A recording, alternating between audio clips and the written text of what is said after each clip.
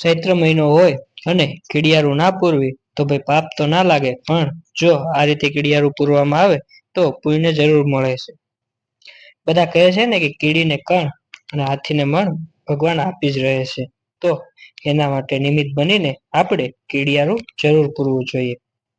જો ચૈત્ર મહિનામાં આ રીતે કીડિયારું પૂરવામાં આવે તો ધનની પ્રાપ્તિ થાય છે, એવું ઘણા પુરાણોમાં કહ્યું છે.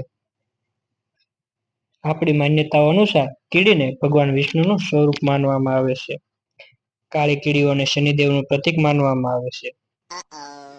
મિત્રો, કદાચ તમારા માનવામાં નહીં આવે, પરંતુ આપણા એક મુઠ્ઠી અનાજમાં હજારો કીડીઓનું ભોજન થઈ શકે છે.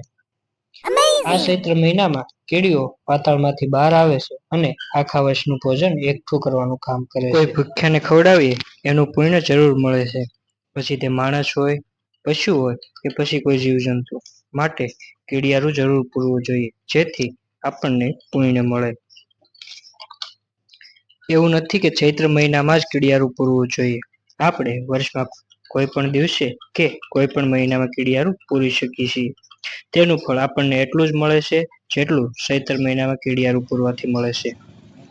માત્ર પુણ્ય મેળવવાના ઈરાદાથી નહીં, પરંતુ કીડી જેવા નાના જીવ પ્રત્યે દયા રાખીને પણ આપણે કીડિયારું પૂરવું જોઈએ. મિત્રો, એક વાત યાદ રાખો, કીડિયારું પૂરવાથી ધનની પ્રાપ્તિ થાય છે અને જો માથે લેણું થયેલું હોય તો તે પણ ઓછું ચોક્કસ થાય છે.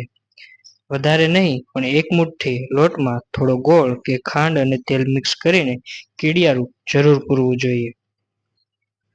મિત્રો, અમારી પણ નાની એવી ટીમ તૈયાર થઈ ગઈ છે કીડિયારું બનાવીને આસપાસમાં જ્યાં પણ કીડીઓ વધુ વસવાટ કરતી હોય એ જગ્યાએ કીડિયારું પૂરવા માટે.